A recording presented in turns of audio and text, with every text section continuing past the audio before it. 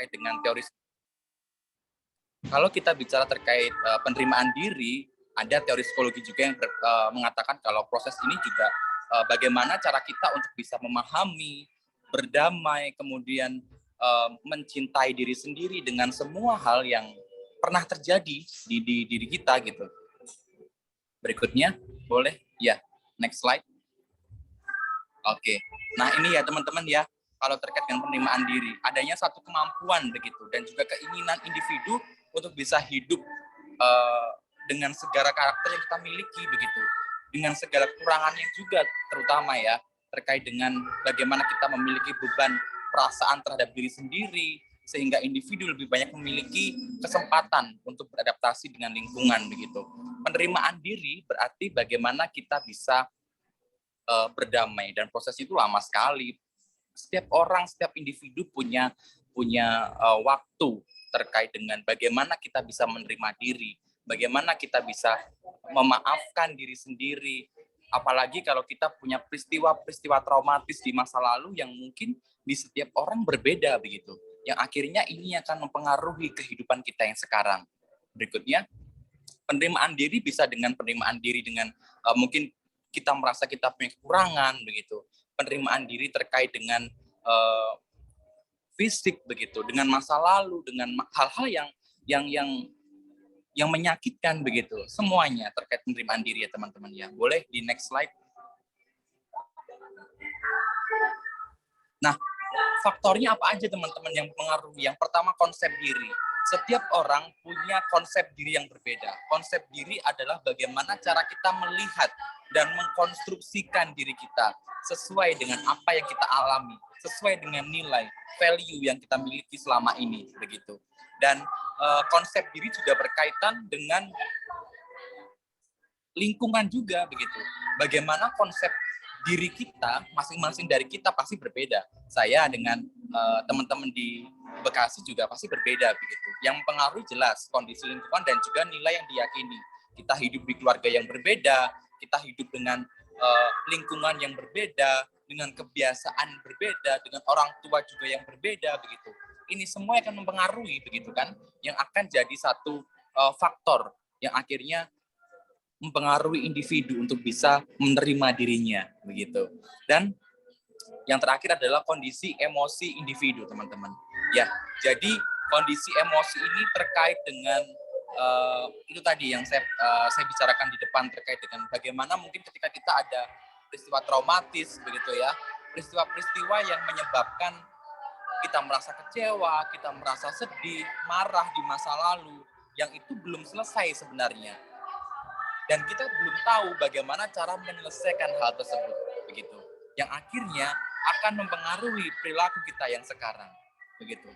Kondisi emosi yang mungkin juga kita sedang mengalami suasana hati, suasana emosi. Kalau emosi bukan hanya marah aja ya teman-teman ya. Kalau di psikologi namanya emosi ada senang, gembira, sedih, kecewa, semuanya itu emosi. Bukan hanya emosi marah, tapi emosi sedih, emosi kecewa, emosi bahagia, itu emosi, gitu.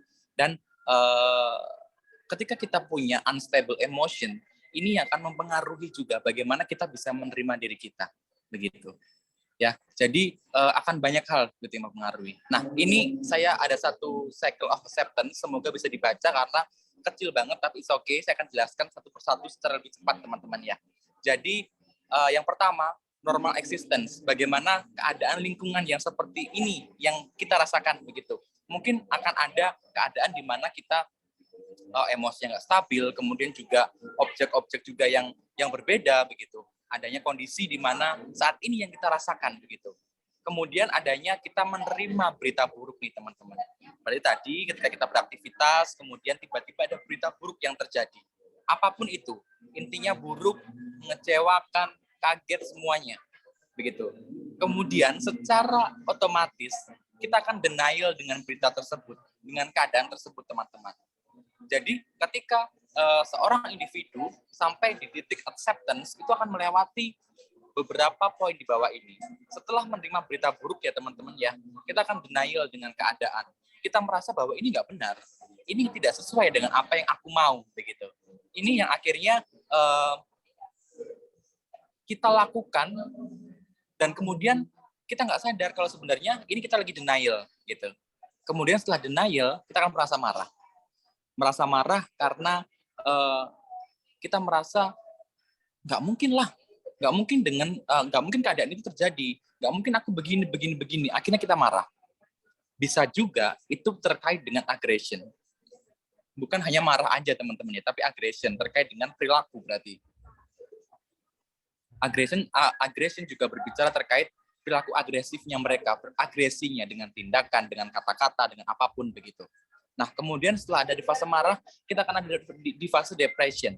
Bukan sama dengan gangguan depresi ya teman-teman ya, tapi ada di fase depresi, di mana kita akan merasa bahwa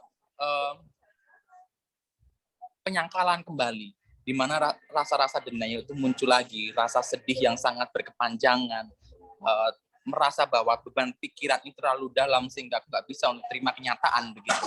Dan juga di dalam fase depression ini ada juga terkait dengan marah, kemudian juga denial kembali lagi begitu. Fasenya akan lama teman-teman. Setelah dari depression, kita juga akan bergaining. Kita tawar-menawar nih teman-teman. Iya nggak ya? Bener nggak ya? Apa sih yang harus aku lakukan gitu kan? Terkait dengan keadaan yang tidak menguntungkan ini begitu. Setelah dari bergaining, kita akan lama-lama untuk masuk ke fase acceptance. Jadi teman-teman, ketika memang kita sedang ada dalam keadaan yang tidak menyenangkan, keadaan keluarga, keadaan teman-teman, di lingkungan sekitar, begitu ya, keadaan yang terkait dengan apa namanya, yang tidak enak begitu ya. Ini prosesnya lama begitu untuk bisa sampai ke level acceptance begitu. Dan ini akan jadi satu proses yang memang harus sabar begitu. Dan teman-teman, pesan saya adalah ketika kita ingin menerima diri kita, ketika kita ingin menjadikan kita sebagai, kita bisa mencintai diri sendiri begitu. Ini prosesnya juga akan lama. Dan ketika kita merasakan bahwa ada berita yang tidak mengenakan, jangan langsung ditolak teman-teman emosinya. Jangan langsung, misalnya kita putus nih sama pacar gitu kan. Putus sama pacar untuk masuk ke level acceptance, itu akan panjang. Saya kalau putus bisa misal 2 bulan, 3 bulan gitu. Sudah bisa, ini bahkan saya bisa dapat pacar baru. Tapi mungkin kalau Sarah, bisa setahun 2 tahun begitu untuk bisa pulih. Ini menandakan bahwa setiap individu punya kemampuan menerima masalah dan menghadapi masalahnya berbeda begitu. Jadi jangan disamakan, prosesnya pun juga akan berbeda begitu. Makanya kenapa setiap orang punya satu keadaan di mana menerima diri, menerima keadaan itu berbeda. Terutama ketika ada teman yang putus begitu ya, terus cerita ke temennya, teman-teman bilang, alah kamu itu loh, ya mendok Surabaya keluar. Jadi kalau misalnya ada teman-teman yang putus gitu kan, kemudian kamu itu ya putus gitu aja, masa langsung ini sih, masa kamu begini sih, begini. Nah, teman-teman, hendaknya kita tidak berkata seperti itu, karena kita tidak tahu keadaan emosi seseorang seperti apa, keadaan individu tersebut ketika kita lagi putus cinta seperti apa, begitu. Nah, begitupun dengan bagaimana kita bisa menerima diri kita. Apapun yang sedang kita denialkan selama ini, mungkin kita lagi ada di fase anger, ada di fase denial, ada di fase depression, begitu kan. Dan kita sedang mencoba untuk tawar-menawar dengan diri kita. Lakukan saja begitu. Prosesnya akan panjang dan juga yang utama adalah kita harus sabar, begitu. Nah, kemudian apa yang bisa dilakukan nih teman-teman untuk bisa kita handle yang namanya self acceptance gitu ya. Boleh sambil dibantu slide berikutnya.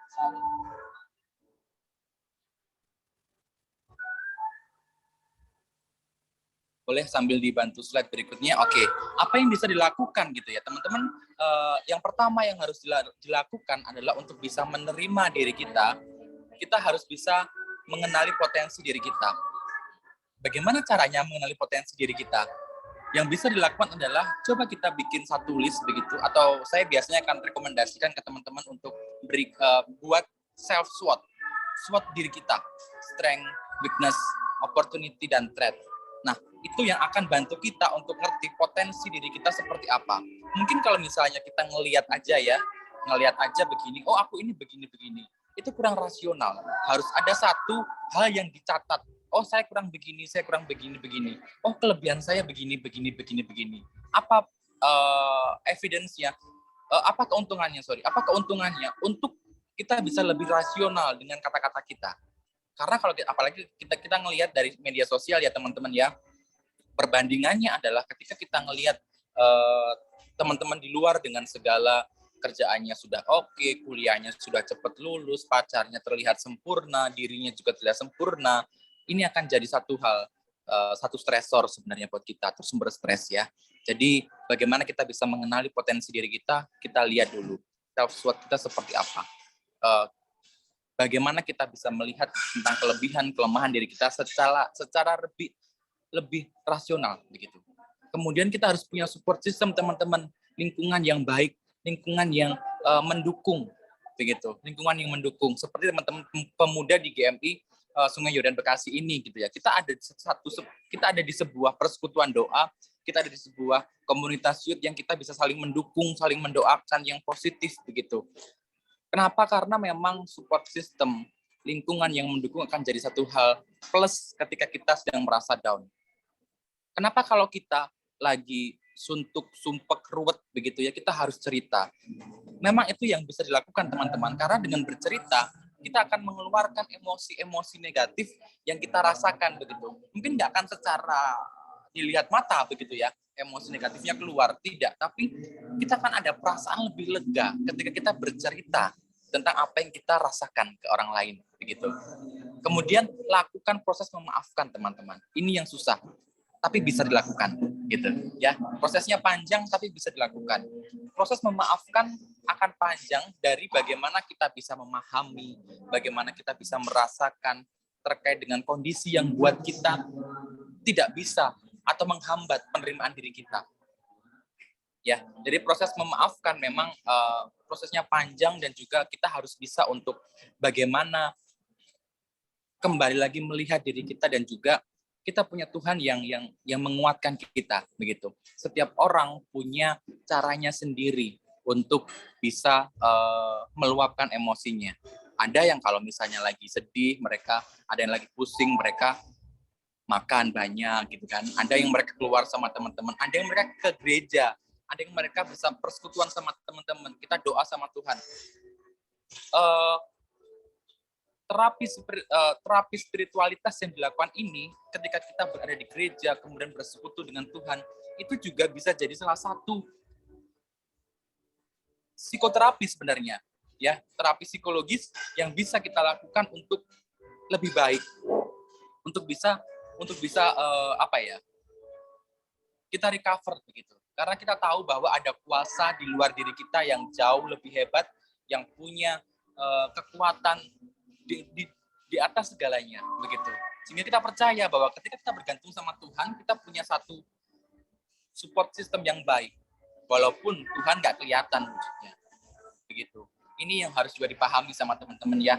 Bagaimana kita bisa mencintai Tuhan kalau kita nggak bisa mencintai diri kita. Diri kita yang kelihatan dan kita milik aja kita nggak bisa mencintai gitu. Tapi bagaimana kita bisa mencintai Tuhan dan juga mencintai diri kita kalau kita tidak mulai dari bagaimana kita menerima diri kita begitu. Membandingkan secara bijak teman-teman, membandingkan itu boleh dengan sosial media, dengan teman-teman di luar sana begitu. Tapi yang harus diingat, kita harus membandingkan secara bijak. Kita punya standar, kita punya kehidupan, kita punya kapasitas yang Tuhan berikan yang kita bisa optimalkan. Dan pakai kacamatanya bukan kacamata kekurangan. Selama kita membandingkan diri kita dengan orang lain dengan kacamata negativity atau kacamata kekurangan terus, ya hasilnya akan seperti itu, apa yang teman-teman pikirkan begitu. Tapi ketika kita bandingkan, kemudian kita melihat bahwa pembandingnya, oh ternyata si A, si B, si A ini bisanya begini-begini. Oh aku ternyata juga bisa loh begini. Pembandingannya harus secara bijak. Kalau tidak secara bijak, ya kita yang melihat adalah dengan kacamata kekurangan itu tadi, gitu.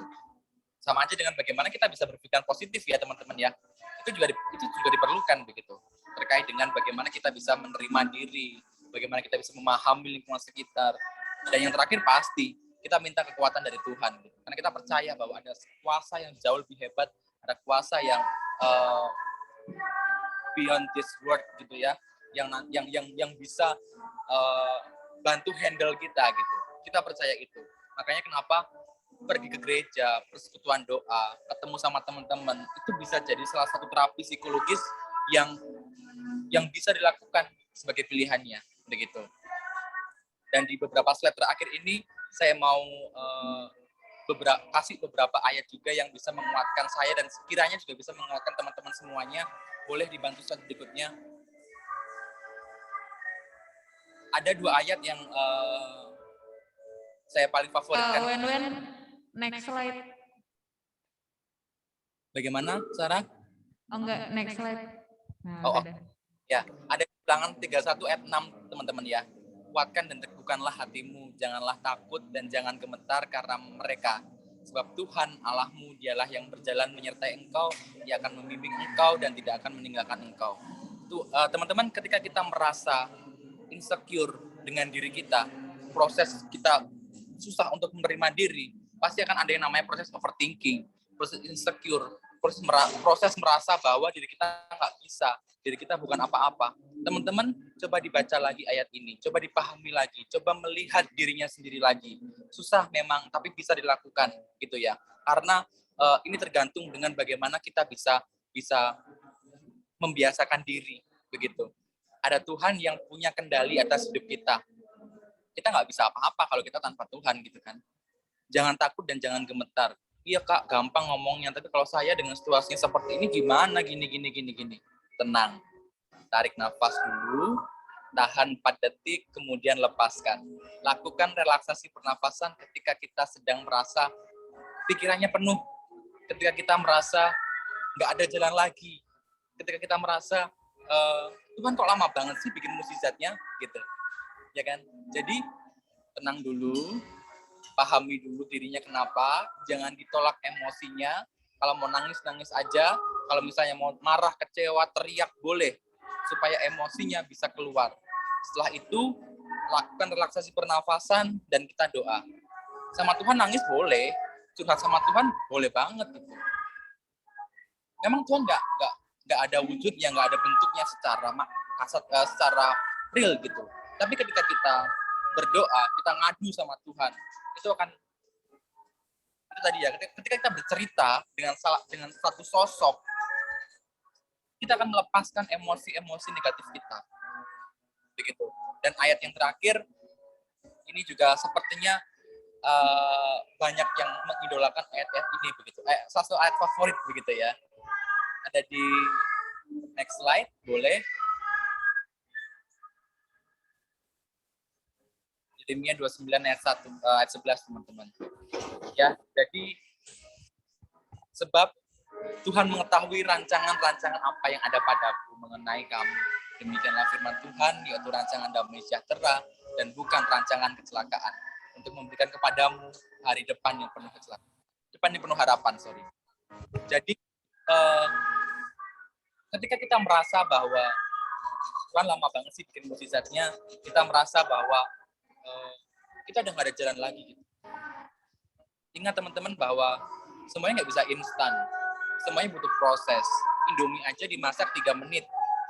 Masa iya kuasa Tuhan mau diturunin jadi 2 menit langsung terjadi mukjizat besar? Kan tidak mungkin. Ya, jadi boleh untuk kita merasa gak enak hati, untuk merasa kecewa, untuk merasa kita kurang dengan semua yang kita miliki. Tapi ingat, setiap hal yang ada dalam hidup kita itu sudah dirancangkan oleh Tuhan. Itu sudah dibuat sedemikian rupa, dan itu tentunya bukan sebuah kecelakaan, tapi jadi sebuah rancangan yang indah. Indahnya kapan Kak? Lama banget gitu. Tunggu aja gitu, karena waktu Tuhan bukan waktu kita, kembali lagi ya. Dan yang utama adalah bagaimana kita bisa jadikan Tuhan sebagai pedoman kita, begitu. Kalau terkait dengan tema yang diberikan, begitu ya, bagaimana kita bisa mencintai diri kita seperti yang Tuhan Yesus lakukan, kita harus dimulai dulu dengan mencintai, dengan memahami diri kita, dengan menerima diri kita, kemudian baru kita bisa untuk minta tolong Tuhan juga, begitu. Kemudian baru kita bisa untuk benar-benar sepenuhnya menerima diri. saya pun juga begitu, pasti akan susah begitu. Pasti ada banyak hal gitu yang saya rasakan yang kok aku gini ya, kok aku gitu ya, kok orang lain begini begitu ya. Nah, ini yang akhirnya ini yang pasti kan dirasakan oleh setiap orang gitu. Bukan berarti kalau psikolog, psikiater yang mereka tahu terkait dengan ilmunya, mereka kan bisa handle semuanya, enggak. Tapi kembali lagi, bagaimana kita bisa handle diri kita tentunya juga tidak lepas dari puasa dan juga campur tangan Tuhan Yesus. Begitu teman-teman. Itu yang bisa saya sampaikan. Boleh langsung dilanjut ke Sarah kembali. Terima kasih teman-teman. Tes. Oke, makasih Kak Bagus. Ya, terima kasih Kak Bagus untuk materinya. Gimana nih Kak? Kita langsung sesi tanya jawab. Kalau misalkan teman-teman di sini ada yang mau bertanya, nggak apa-apa, angkat tangan aja. Ya, kenapa Devani? Ya mau nanya? Belum. Oke, kalau dari Ini boleh dibantu sama Sarah untuk pakai mic ya, biar saya kedengeran. Oh ya, oke. WA aja boleh Kak? Oh iya. Jadi kalau oh ya, makasih Kak materinya. Kalau yang tadi muncul pertanyaan ya dari pertanyaan pribadi, alurnya kan panjang ya untuk menerima diri. Bisa nggak itu kira-kira ada salah satu yang di skip gitu? Oke, langsung saya jawab ya. Bisa, tapi dengan catatan begini. Setiap orang punya metabolisme tubuh yang beda, punya kemampuan punya stabilitas emosional yang berbeda begitu. Mungkin kalau saya dari mulai tadi dapat berita buruk, tidak denial, tapi saya langsung bergaining gitu. Tapi dalam masa-masa bergaining pasti akan ada fase di mana kita yang anger, kita yang nggak terima begitu. Semuanya pasti akan include ya. Itu sudah proses manusiawi begitu. Tapi kembali dipahami, kebanyakan manusia, individu pasti akan merasa seperti itu. Tinggal bagaimana kita mengelolanya. Dirasakan dulu kalau memang oh ini aku lagi marah, nggak apa-apa. Ini aku lagi denial, nggak apa-apa gitu. Dirasakan aja gitu.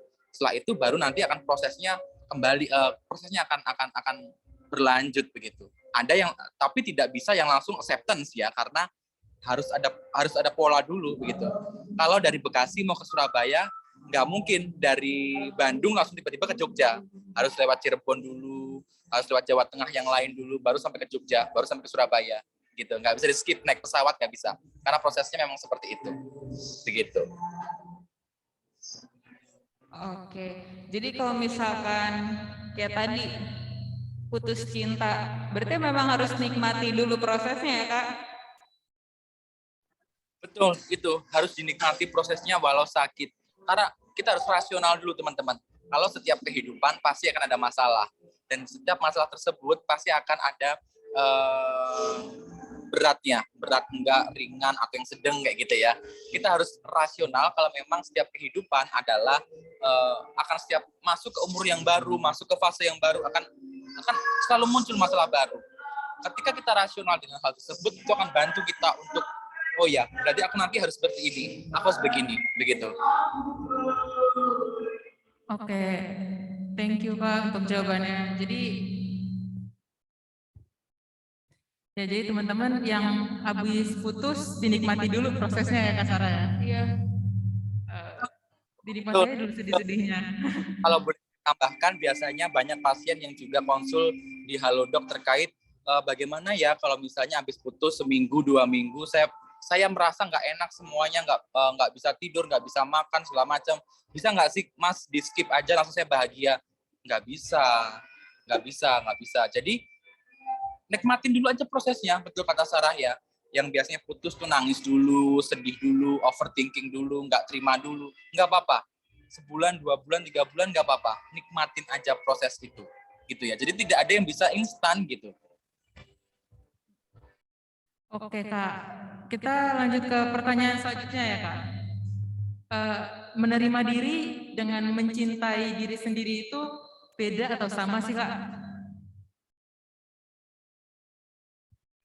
menerima diri sendiri dengan mencintai diri sendiri itu berbeda. Jadi kalau mencintai diri sendiri itu masuk ke dalam proses penerimaan diri, begitu. Kalau mencintai adalah bagaimana kita bisa mengetahui bagaimana usaha-usaha kita yang dilakukan untuk kita bisa akhirnya menerima diri, begitu. Kalau kita nggak cinta, kita nggak bisa terima diri, gitu. Bagaimana kita bisa menerima diri kalau kita tidak mencintai diri kita, gitu. Bagaimana kita bisa jadian kalau kita nggak senang sama orang ini, gitu. Ya nggak sih?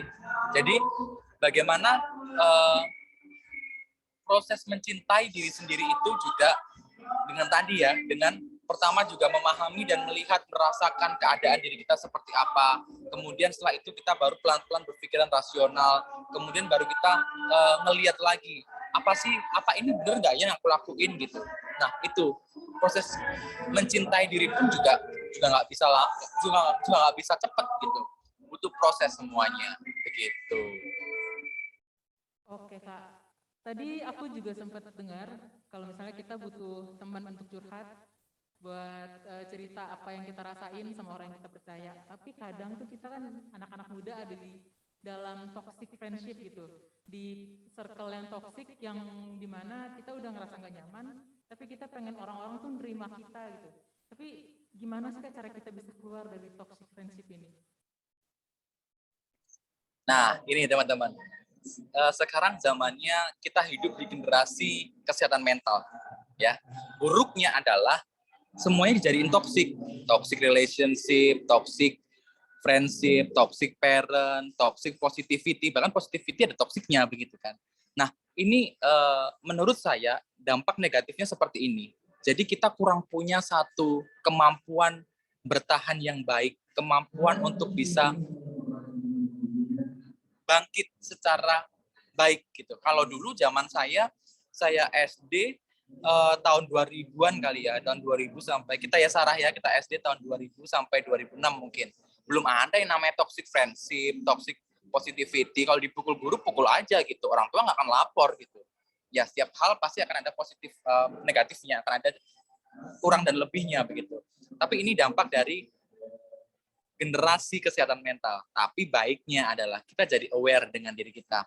Kita jadi ngerti loh tentang kalau misalnya ada gangguan yang namanya depresi, ada gangguan yang namanya schizophrenia, bukan orang gila tapi mereka sakit schizophrenia gitu. Itu bagusnya. Jadi orang-orang jadi makin aware, orang-orang jadi makin ngerti tentang tentang keadaan itu. Itu dulu. Kemudian terkait dengan toxic friendship ya, itu kita sendiri sebenarnya yang bisa untuk batasin. Kita bikin boundaries sendiri. Kita bikin sikap tegas sendiri untuk bikin boundaries itu. Kita punya value, kita punya patokan hidup. Ketika teman-teman di sekitar tidak sama apa yang mereka value-kan dengan value kita, ya sudah, jangan diteruskan dengan hubungan ini, gitu ya. Jadi teman-teman harus punya ketegasan sikap juga, gitu ya. Jangan sampai merasa bahwa oh aku nggak punya teman, aku punyanya mereka aja, jadi aku harus ikut sama mereka lah, nggak apa-apa walaupun toksik gitu. Enggak, teman-teman, coba dilihat lagi. Banyak sahabat lama mungkin, ada banyak teman-teman yang lain mungkin yang apa ya, kita nggak pernah reach out gitu sebelumnya. Nah akhirnya kita merasa bahwa kita nggak punya teman gitu. Nah itu yang menyebabkan salah satu terkait juga dengan kita nggak bisa lepas dari yang namanya toxic gitu ya. Toxic friendship, toxic relationship, yang paling banyak toxic relationship teman-teman. Mereka tahu kalau itu toxic tapi mereka nggak mau lepasin gitu. Padahal udah sering dapat kekerasan verbal, dapat kekerasan non verbal gitu ya. Tapi dia merasa bahwa saya nggak punya siapa-siapa lagi di dunia ini. Saya nggak punya orang tua, saya nggak punya teman, cuma dia ngerti aku gitu. Ini susah ya. Jadi harus ada proses juga yang dilewati ketika kita berbicara masalah toksik ini gitu ya. Kalau toxic friendship berarti yang kita harus tegesin diri kita dulu untuk bisa lebih bijaksana, untuk bisa lebih kasih batasan itu tadi, sampai mana value-ku, sampai mana value-mu gitu. Dan terkait dengan kata-kata tadi ya, kalau ada teman-teman yang cerita, yang curhat, jangan diadu nasib teman-teman. Jangan sampai kayak yang alah baru gitu aja kok sudah nangis, baru gitu aja kok sudah nggak kuat, aku lo dulu begini, kamu begini begitu. Kembali lagi, kita nggak bisa. Kondisi emosi orang tuh bukan seperti itu gitu. Dan harapannya ketika kita cerita, nggak usah mikirin solusi yang bagaimana, cukup dengerin aja itu sudah lebih dari cukup untuk orang-orang yang pengen dapat teman buat cerita gitu. Nggak perlu kasih solusi yang bagaimana, tapi cukup dengerin aja, kasih kehadiran buat mereka, kasih telinganya buat mereka gitu ya. Kalau kenapa telinga diciptakan 2 dan mulut 1, supaya kita lebih bisa banyak mendengar daripada berbicara gitu ya. Itu kalau dari saya teman-teman gitu ya Sarah ya. Oke. Misalkan nih Kak Bagus, aku merasa oh iya aku kan orangnya pelit, aku kan orangnya gini, aku kan orangnya ngeselin gitu. Nah itu termasuk menerima diri sendiri nggak sih, kan memang realnya seperti itu atau gimana itu? Oke, jadi kita harus pahami dulu, berarti itu salah satu sifat yang buruk dari kita. Aku ngeselin, aku baperan, aku begini gitu. Itu dilihat dari kacamata kekurangan diri. Coba kalau kita lihat dari kacamata kelebihan diri. Apa kelebihan dirimu? Sabar, bisa masak, terus nggak posesif. Itu kelebihan loh teman-teman. Kelebihan bukan hanya terkait aku bisa Excel, aku seorang pelari, aku bisa public speaking, aku bisa menari di gereja. Bukan cuma itu kelebihan, tapi sifat pun aku sabar, aku pengertian itu kelebihan gitu, yang kadang kita tidak pahami sebelumnya begitu. Jadi kalau misalkan kita merasa, oh ya kan aku kayak gitu orangnya, itu termasuk ya menerima diri sendiri apa adanya, termasuk. Betul, memang misalnya, oh iya Bagus ini orangnya kurang sabar, Bagus ini orangnya posesif gitu ya bisa ya. Oh nggak apa-apa, itu memang salah satu sifat burukku. Tapi kalau aku lihat lagi dari sisi positivity, kira-kira apa ya yang bisa yang baik dari aku gitu. Tapi sekali lagi jangan jadikan kekurangan ini atau sifat buruk ini sebagai kompromi atas diri kita. Kompromi maksudnya ya emang aku nggak sabaran. Kenapa emang kalau kayak gitu gitu. Nah bukan seperti itu gitu. Tapi lebih ke oh iya ini sifat burukku. Sifat buruk memang akan terus menetap, tapi kita bisa kendalikan begitu. Dikendalikan gimana? Kita lihat positivity dari diri kita, kelebihan yang kita miliki begitu. Jangan fokusnya aku jahat, aku posesif, aku nggak sabaran gitu. Tapi ngelihat lagi dari hal yang lain begitu. Oke. Teman-teman di sini ada yang mau bertanya? Oh, dari belakang. Nggak apa-apa, ke depan aja. Ke depan aja. Agak jauh nih jalannya. Ada yang mau nanya nih Kak Bagus. Boleh, silakan.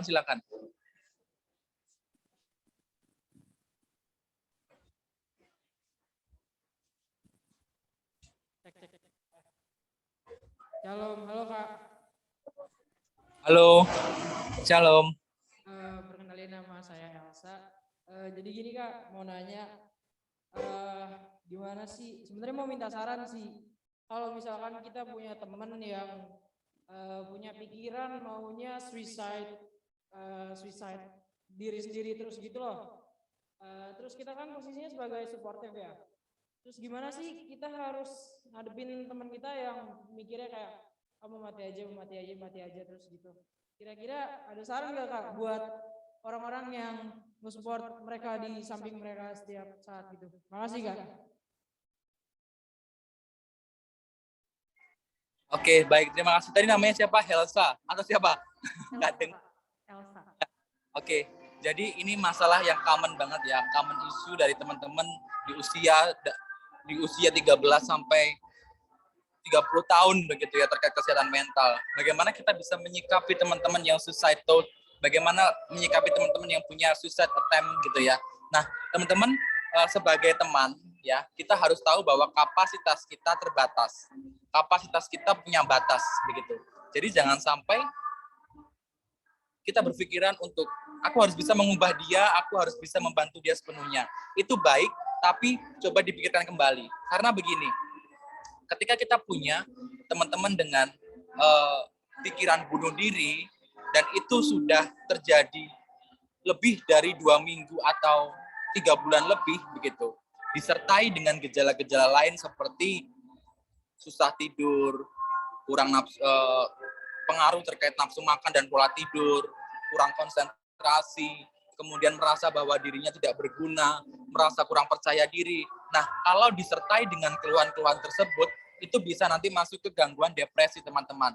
Dengan kriteria lebih dari 2 minggu atau lebih dari 3 bulan dirasakan, begitu. Nah, apa yang bisa dilakukan oleh teman-teman di sekitar untuk bisa support mereka, begitu. Berikan kehadiran, kasih mereka telinga. Kalau dia mau cerita, kasih mereka kasih diri teman-teman untuk kamu kenapa gitu. Jangan langsung kamu lagi putus ya, putus aja kok nangis gitu. Tapi coba untuk ubah kata-katanya dengan ada apa, aku bisa bantu apa, aku mau cerita nih, oh iya ya udah cerita aja, dengerin.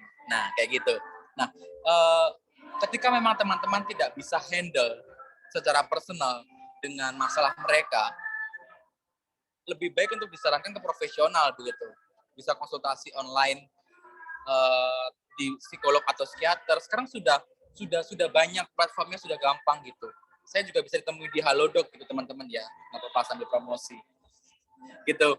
Jadi kalau memang teman-teman tidak bisa handle, kalau teman-teman tidak bisa, aku harus ngapain gitu, kasih diri aja, kasih telinga aja, suruh mereka cerita gitu. Biasanya orang-orang yang punya suicide thought atau suicide attempt begitu, mereka butuh sosok untuk bisa mengerti dia. Udah itu aja, titik gitu ya. Kalau teman-teman nggak bisa handle lagi, rekomendasikan mereka untuk ke psikolog atau ke psikiater gitu. Itu ya, kiranya membantu. Oke, terima kasih Kak Bagus. Ada lagi teman-teman yang mau bertanya?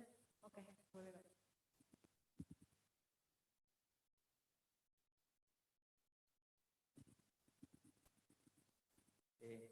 Terima kasih atas kesempatannya. Perkenalkan Kak Bagus, nama saya Chris.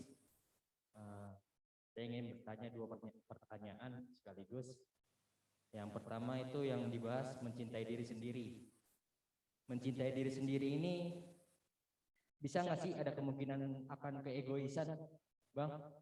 Karena jatuhnya jika kita mencintai diri sendiri kan, ibaratnya kita mau healing secara berlebihan, membeli sesuatu yang kita inginkan secara berlebihan karena kita mencintai diri kita sendiri gitu. Jadi akan nggak kemungkinan jika kita mencintai diri kita secara berlebihan akan menimbulkan suatu keegoisan gitu. So, yang pertama, yang kedua tentang penerimaan diri. Saya sekarang di fase menertawakan masa lalu gitu. Jadi dulu masa lalu yang ibaratnya gagal, sekarang udah saya tertawakan. Terus menerima diri ini, dulu saya adalah ambisius gitu. Pengennya ini, pengennya itu, pengennya ini gitu. Ambisius. Cuman setelah semakin dewasa, semakin apa, ambisius ini berkurang gitu. Jatuhnya ya udah gini aja lah, seadanya aja gitu. Itu normal nggak sih Kak? Jadi ambisiusnya ini berkurang gitu, karena emang jatuhnya ya udah kita nerima diri kita aja kalau kita emang udah batasnya segini gitu.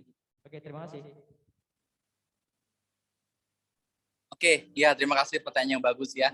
Jadi yang pertama dulu tadi terkait bagaimana kalau kita mencintai diri kita, kemudian kita berlebihan, itu jatuhnya egois atau enggak gitu kan. Pengen beli ini, pengen beli itu untuk diri sendiri gitu. Yang pertama kita harus tahu batasan teman-teman ya. Kita punya namanya pikiran rasional dan juga pikiran irasional begitu. Bagaimana terkait dengan pikiran rasional, saya rasa kita bisa generalisasikan. Kalau misalnya kita habisin uang dalam sebulan 10 juta, itu bagus atau tidak? Tanpa ada tujuan tertentu. Secara general aja. Itu pasti semua kita akan bahas, kita akan bilang kalau itu berlebihan. Kecuali kita habisin uang 10 juta dalam sebulan untuk cicil rumah, cicil mobil, segala macam begitu. Tapi kalau hal itu dilakukan untuk hal yang tidak penting, berarti itu adalah salah satu hal yang merugikan. Itu dulu. Kita harus pahami terkait dengan batasan secara mendasar bahwa hal tersebut adalah hal yang baik atau tidak. Kemudian bagaimana kalau misalnya ini berlebihan dengan diri kita gitu. Kita set boundaries tadi, kita bikin batasan dengan diri kita gitu. Jangan sampai apa yang kita lakukan itu jadi kompromi itu tadi. Jangan sampai dikit-dikit self reward, dikit-dikit beli ini, beli itu dengan alasan supaya ya ini self rewardku gitu, untuk mencintai diriku sendiri gitu. Kalau hal tersebut dilakukan secara berlebihan, apapun teman-teman ya, apapun semuanya dilakukan secara berlebihan, itu nggak baik. Dan itu berarti sudah masuk ke fase atau bagian yang salah. Berarti kalau self love-nya, mencintai dirinya secara berlebihan, itu juga nggak baik. Kita harus punya batasan, ya. Jadi itu yang harus dilakukan. Kita set batasan dulu. Kita harus tahu mana yang baik dan buruk secara general. Kemudian kita juga bikin target kehidupan. Mungkin ini lebih yang ke pertanyaan kedua gitu ya. Tapi saya sambung langsung aja kalau misalnya terkait pertanyaan kedua, bagaimana apakah kalau aku merasa ya udahlah aku gini-gini aja, padahal dulu kemarin aku kayak ambisi banget punya ini, bisa capai itu gitu. Coba dievaluasi lagi. Coba bikin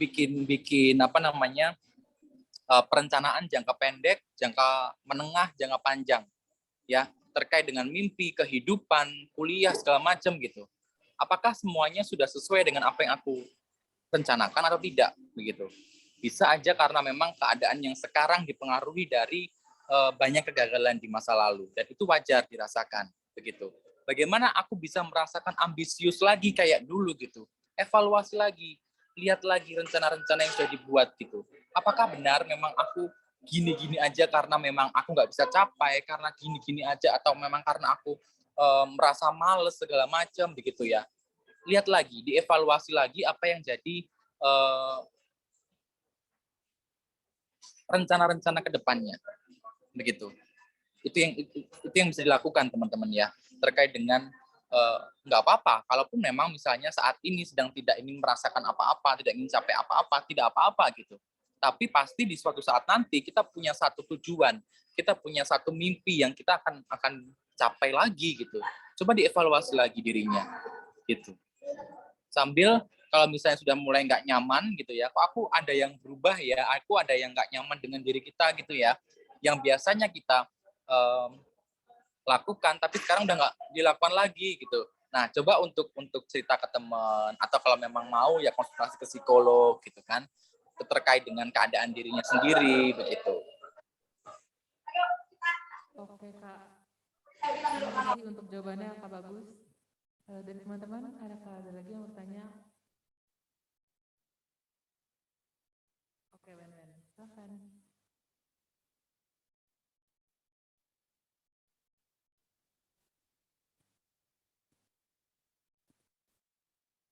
Kalian curhat teman-teman. Shalom semuanya.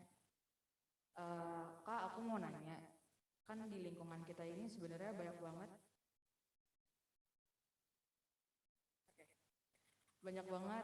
ekspektasi dari orang-orang buat kita. Menurut kakak, how to deal with everyone expectation? Itu sih kak. Singkat, How to banget ya. passion ya berarti ya. Iya Kak. Oke, siap. Ya, bagaimana kita bisa deal dengan ekspektasi orang-orang di luar gitu ya. Gini teman-teman, kita hidup di lingkungan kita hidup di era media sosial. Semua yang terlihat di media sosial pasti akan kita konstruksikan untuk jadi pikiran kita. Kita akan membentuk sebuah konstruksi berpikir sesuai dengan yang lingkungan ciptakan begitu. Dengan semuanya yang berhasil, dengan semua yang bisa capai ini, dengan orang tua yang minta kita masuk ke dokteran, yang orang tua minta begini, minta begitu ya. Ekspektasinya tinggi semua orang-orang ini di dunia ini tentunya gitu ya. Tapi yang bisa bagaimana untuk kita bisa bersahabat dengan ekspektasi itu adalah kita bisa lihat secara positif gitu ya. Kita juga bisa berpikiran secara rasional dulu. Bagaimana kita melihat hal tersebut begitu ya. Kita harus punya konsep diri dulu yang baik teman-teman. Kita harus bisa melihat bahwa kemampuan kita adalah begini. Makanya tadi untuk coba diawali dengan bikin self SWOT diri dulu teman-teman. Self SWOT ya, terkait dengan SWOT diri sendiri. Apa kelebihan saya, apa kekurangan saya begitu.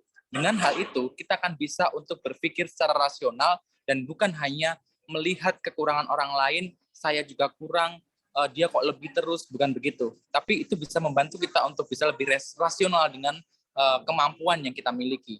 Kemudian setelah kita tahu kemampuan kita ada di sini, kita ada di sini, kita punya boundary sendiri. Misal, sama halnya dengan ketika di Indonesia begitu. Nggak mungkin yang namanya di Indonesia ada hukuman misalnya hukuman pancung gitu. Ya mungkin di beberapa ini ada gitu ya. Tapi kalau misalnya kita punya salah satu, jadi gini, yang lebih simpelnya adalah ketika kita punya value dan juga batasan terhadap diri sendiri, itu yang akan mampu untuk ekspektasi itu nggak bisa masuk dengan apa yang kita miliki gitu, paham ya? Jadi kalau misalnya kita punya orang-orang nih, orang tua kita berekspektasi menginginkan kita untuk masuk ke dokteran, tapi kemampuanku tuh segini, aku nggak bisa masuk ke dokteran begini. Nah ini yang akan jadi salah satu boundaries yang akan melindungi kita sebenarnya dari tekanan yang kita miliki, gitu. Jadi intinya adalah lihat dulu kemampuan kita, berpikir secara rasional terkait dengan kemampuan diri kita. Setelah itu kita set boundaries lagi, sampai di mana kemampuan kita. Oke, ekspektasinya tinggi, tapi coba untuk rasional dengan diri kita dan melihat secara positif gitu. Kalau ada orang yang bilang ekspektasinya diturunin ya, diturunin gimana? Ekspektasi itu adalah hal yang di luar kontrol kita sebagai seorang manusia gitu. Bagaimana kita bisa menurunkan ekspektasi lingkungan ketika memang kita tidak bisa membekali diri kita dengan kemampuan yang kita miliki begitu. Begitu ya. Oke. Kalau mau nanya lagi, apa sih tolak ukurnya kalau kita tuh udah bisa menerima diri sendiri, Kak? Soalnya kan seumur hidup kita pasti akan dealing terus kayak misalkan dibanding-bandingkan sama orang lain, itu akan selalu, hidup kan nggak ada habisnya ya dibandingin sama orang. Itu tuh gimana kita bisa lihat kita udah cukup menerima diri kita sendiri? Bagaimana tolak ukur ketika kita sudah menerima diri kita? Berarti satu hal yang paling utama adalah kita merasa tenang. Kita merasa puas dengan diri kita. Bukan berarti puas, udah aku nggak usah ke jenjang berikutnya, udah aku nggak usah S2, udah aku nggak usah begini. Enggak. Tapi kita melihatnya secara komprehensif, teman-teman ya. Kalau kita bicara terkait tolak ukur, berarti setiap orang pasti punya beda-beda. Bagaimana kita bisa melihat bahwa diri kita memang benar sudah bisa menerima, mencintai diri kita dengan kita merasa lebih tenang, begitu. Kita tidak ribet dengan urusan di luar, begitu. Kita tidak ribet dengan ekspektasi tadi ya, walaupun setiap orang pasti punya ekspektasi. Hidup kita balance, gitu. Mungkin kita akan stres, mungkin kita akan ada tekanan, tapi yang utama adalah bagaimana kita bisa merasa bahwa walaupun kita lagi ada tekanan, kita tetap bisa untuk tertawa di depan teman-teman yang lain, untuk kita bisa lebih enjoy dengan kehidupan ini, gitu. Itu yang bisa jadi tolak ukur gitu. Dan juga kedekatan dengan Tuhan juga yang utama begitu. Yang harus, karena kalau kita sebagai Kristen, kita bukan hanya taruh Tuhan sebagai mesin produksi keajaiban ya, tapi sebagai sosok yang kita ya sahabat ya teman ya, untuk curhat, untuk nangis segala macam begitu. Jadi semuanya balance, spiritualitasnya balance, kehidupan emosionalnya balance, fisiknya pun juga balance gitu. Oke, thank you Kak. Ini kita pertanyaannya agak relate sama mungkin anak-anak muda ya. Ini pertanyaan dari Kak Sarah nih. Kan nih lagi in banget nih ya, lagi di ghosting sama orang gitu. Nah, gimana sih Kak? Gimana sih Kak kalau misalnya kita minder karena di ghosting cowok atau cewek? Gimana biar kita nggak mikir kalau kita tuh ditinggal tuh karena kekurangan inilah itulah, kan biasanya gitu ya kalau misalnya orang di ghosting. Nah gimana tuh Kak untuk kita mengurangi atau menghindari minder itu Pak? Ya, oke. Makanya kenapa kalau misalnya, makanya kenapa ada MOU dan juga surat PKS untuk kerjaan ya. Supaya kalau misalnya kerja, ada apa-apa, kita bisa laporkan. Tapi kalau ini masalah hati nggak ada MOU dan PKS-nya teman-teman ya. Surat kontrak kerja, surat apa sih PKS? Ya, terkait dengan pekerjaan gitu ya. Nah, masalahnya gimana? MOU-nya di depan harus jelas teman-teman. Ini menarik ya. Jadi begini, lagi-lagi kita punya ekspektasi terhadap seseorang yang mungkin dekat dengan kita, yang mungkin kita merasa baper segala macam, tapi tunggu dulu, pelan-pelan, ya. Kita harus lihat dulu keadaan. Kita dekat nih sama orang, gitu kan, dekat sama orang, kemudian udah beberapa bulan, gitu. Harusnya ketika kita sudah merasakan hal-hal yang kita pasti punya intuisi, oh orang ini juga kayaknya suka deh sama aku, atau orang ini biasa aja gitu. Aku bingung dengan semua ini, gitu biasanya kan. Memang yang harus dilakukan adalah kita punya sikap tegas dulu teman-teman, itu yang utama. Dan juga kita harus punya semuanya harus jelas di awal gitu, walaupun terkait perasaan itu susah gitu, tapi intinya adalah semuanya harus jelas gitu. Kalau misalnya ada orang yang deketin kita gitu kan, udah seminggu, 2 minggu, coba ditanya terkait dengan bagaimana pandangan dia terkait pasangan, bagaimana pandangan dia terkait masa depan begitu. Terkait pandangan di masa depan begitu. Kita akan bisa menilai seseorang dari bagaimana dia berpikir terhadap masa depannya, bagaimana dia berpikir terhadap perilaku ke depannya begitu. Kalau kita coba dulu nih untuk tanyain dia terkait setelah ini kamu mau misal S1 ya, kamu mau kerja atau mau S2 gitu. Iya aku mau kerja deh kayaknya, mau kerja di mana gitu. Nggak tahu sih belum ini, di bagian apa gitu. Gini. Nah, itu satu indikasi sih sebenarnya untuk apa ya? Coba deh kasih pertanyaan yang lain lagi gitu terkait dengan kepastian gitu kan. Terkait sama kamu ngelihat pasangan tuh kayak gimana sih? Kamu ngelihat sebuah pernikahan tuh kayak gimana sih? Mungkin itu bisa dilakukan kalau sebulan 2 bulan udah jalan kali ya. Nah, makanya yang harus dilakukan adalah bagaimana sikap di awal kita punya batasan lagi dulu, lagi-lagi masalah batasan. Karena yang jadi ketika kita tidak bisa kendalikan lingkungan teman-teman ya. Ketika lingkungan tidak bisa ketika kita tidak bisa memberikan satu respon terhadap lingkungan, kita tidak bisa mengendalikan lingkungan, yang bisa kita kendalikan adalah diri kita sendiri. Kita bisa kendalikan diri kita untuk memberikan respon yang bagaimana itu terserah kita. Begitu. Makanya kita mau baper, kita mau nggak baper, kita mau sampai depresi, sebenarnya itu adalah cara kita sendiri. Kemampuan kita sendiri untuk kasih batasan itu. Kalau kita tegas dari awal, tujuannya apa mau deketin aku, tujuannya apa mau aku deketin, nah kayak gitu. Itu yang harus dibahas di awal begitu. MOU-nya harus jelas, sehingga ketika nanti kalau cuma buat main-main aja, berarti ya aku belum kepikiran sih soal pacaran, udah selesai. Wassalamualaikum warahmatullahi wabarakatuh begitu ya. Nah, kenapa batasan di awal itu penting teman-teman untuk bisa menjaga hati gitu ya. Jangan tiba-tiba nanti kalau di ghosting kita nyalahin dia gitu. Padahal awalnya kita udah terlalu agresif, kita juga yang salah. Gitu. Self control. Bagaimana kita ngontrol emosi, sikap dan pikiran kita. Dan didoain dulu juga. Oke, makasih Kak. Untuk ada lagi yang mau bertanya? Oh, Oci mau nanya. Boleh?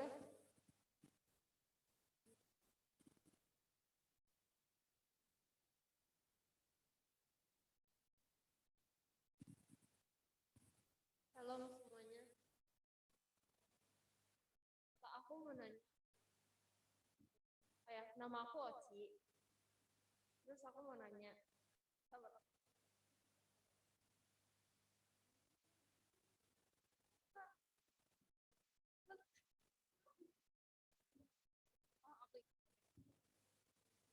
Jadi, aku tuh sering dengar teman-teman aku cerita kan.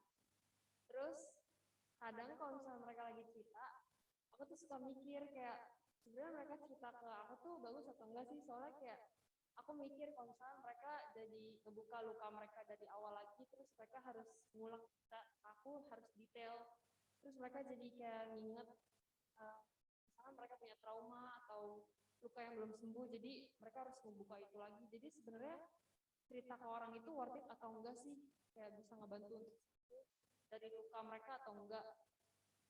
Terus aku juga mau nanya, cara kita ngeresponin, misalnya kita cerita ke orang, terus respon mereka ke kita tuh malah bikin kita down kan.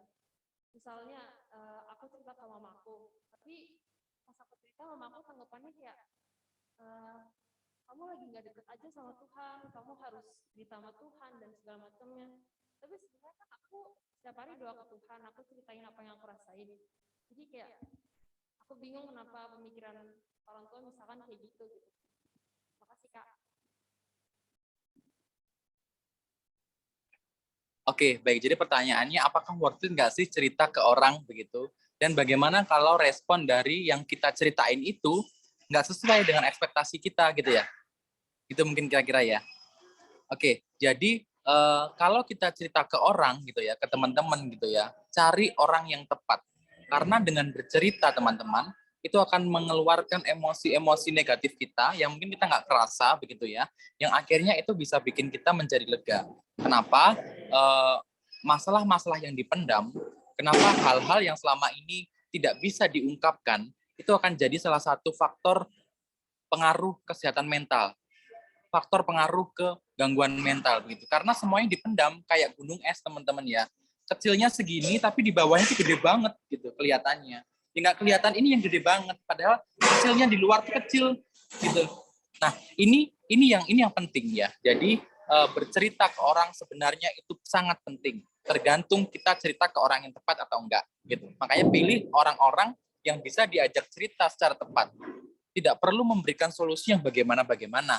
Yang penting kamu merasa tenang, nyaman, cerita ke dia gitu kan. Dia nggak akan cerita ke orang lain begitu. Nah, itu yang utama gitu. Dan kemudian kalau bagaimana respon yang dikeluarkan oleh mama atau teman atau siapapun yang ketika kita bicara, ketika kita cerita, malah nggak sesuai dengan ekspektasi kita gitu kan. Nah, itu sebenarnya balik lagi ke pribadi masing-masing ya. Kalau menurut saya berarti kita harus pilih orang yang tepat untuk cerita itu gitu. Ke teman, ke sahabat ya. Karena kalau kita cerita lagi ke mama, ya mungkin hal-hal yang basic aja yang diceritain. Terkait bagaimana perasaan kita, keadaan emosi kita, daripada nanti yang diterima sama kamu adalah perasaan nggak nyaman, karena itu stresor ya, sumber stres yang akhirnya membuat kita menjadi tidak nyaman, tidak perlu dilakukan begitu. Cari orang lain, cari support system yang lain. Kalau memang nggak ada support system, diri kita sendiri yang harus jadi support system untuk diri kita juga. Makanya kenapa kekuatan kita cuma berasal dari Tuhan. Minta kekuatan itu dan juga lakukan itu dengan bijaksana begitu. Karena kalau misalnya benar-benar di lingkungan nggak ada orang siapapun yang bisa mengerti kita, kita yang harus bisa tetap berdiri teguh. Karena di akhir pun nggak ada orang yang bisa kita gantungkan, termasuk orang tua dan pasangan. Cuma Tuhan yang akan ada sampai di akhir gitu kan. Jadi lakukan itu. Lakukan untuk bisa cari support system, cari kekuatannya di Tuhan begitu. Oke Kak, bagus. Terima kasih banyak untuk jawaban-jawaban dari pertanyaan teman-teman juga. Oh, ada satu pertanyaan lagi dari Pak Pendeta. Ini terakhir baik. ya. Mungkin ini terakhir. Pak Pendeta Morris, terima kasih sebelumnya berkenan memberikan. Terima kasih juga Mas Hadi. Oke, ya. Saya mau bertanya nih. Boleh, monggo Pak. Mungkin Mas Hadi bisa membagikan tips kepada pemuda-pemuda ini supaya mereka bisa menerima diri sendiri di dalam kekurangannya, apalagi di tengah-tengah tantangan zaman sekarang kan, bagaimana supaya mereka safety yourself kan gitu, dengan membandingkan diri orang lain kan gitu. Sekarang kan tuntutannya maunya mukanya tirus, lihatnya orang lain, maunya agak six pack gitu dan lain sebagainya. Nah, bagaimana, apa tips-tips mungkin bisa dibagikan untuk pemuda-pemuda ini supaya mereka lebih percaya diri, menerima diri sendiri. Terima kasih. Siap, terima kasih Pak Pendeta pertanyaannya. Ya, Jadi yang pertama pasti berdasarkan firman Tuhan. Kita harus kita punya kedekatan dengan Tuhan. Itu basic dari semuanya gitu ya. Kemudian berikutnya adalah kita harus bisa kontrol diri kita gitu. Begini, maksudnya adalah ketika kita dengan semua stimulus yang hadir di dunia ini, begitu ya, termasuk media sosial, itu akan jadi sebuah stresor, akan jadi sebuah sumber stres buat kita. Batasi itu semua jika memang itu membuat kita tidak nyaman. Banyak kok orang yang non-aktif Instagram, media sosial untuk hidupnya jadi lebih tenang. Banyak dan itu berhasil. Ya, jadi konstruksi pikiran yang kita pikirkan saat ini memang lebih banyak dipengaruhi oleh faktor lingkungan termasuk media sosial. Makanya memberikan batasan terhadap lingkungan itu sebenarnya juga baik, tapi jangan berlebihan. Berikutnya adalah mencoba untuk memahami, merasakan, dan juga berpikir secara rasional terkait dengan kehidupan kita. Kalau misalnya teman-teman sedang merasakan tidak nyaman, merasakan kecewa, merasakan sedih, marah, nggak apa-apa, rasakan itu, jangan ditolak. Setelah putus cinta, setelah di PHK dari kerjaan, begitu ya, jangan langsung, oh enggak, aku harus kuat. Bukan seperti itu. Rasain dulu aja sakitnya, rasain dulu aja tidak nyamannya, baru kemudian teman-teman pelan-pelan untuk bisa bangkit dan menerima diri. Itu beberapa tips yang bisa saya berikan, dan juga jangan lupa teman-teman untuk terus rutin olahraga, dan kalau ada waktu juga untuk meditasi ya. Teman-teman bisa cari salah satu teknik meditasi yang baik, yang cocok, yang bagus, yang tepat adalah mindfulness. Nanti teman-teman boleh cari, itu bisa bantu untuk kita bisa merasa lebih tenang dan juga untuk kita bisa lebih kontrol diri kita, gitu. Ya, begitu Pak Pendeta Morris, terima kasih. Ya, tepuk tangan untuk Kak Bagus, teman-teman.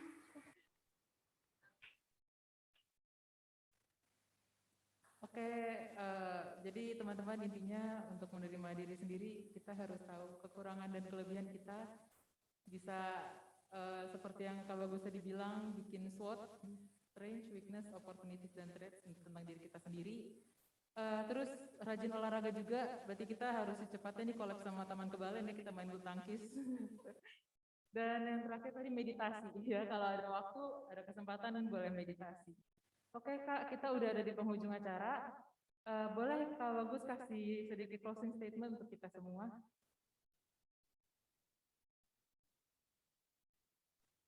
Oke, baik, terima kasih.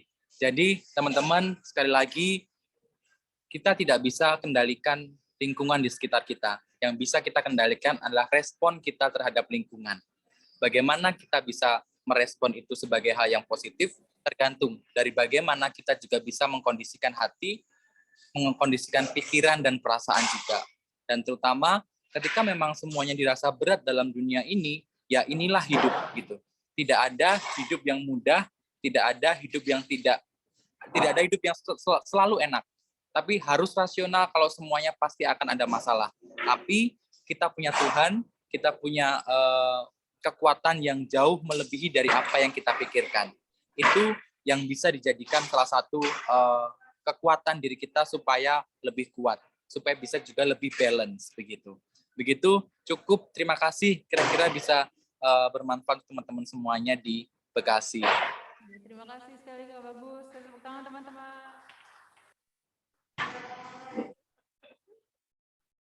Oke, kita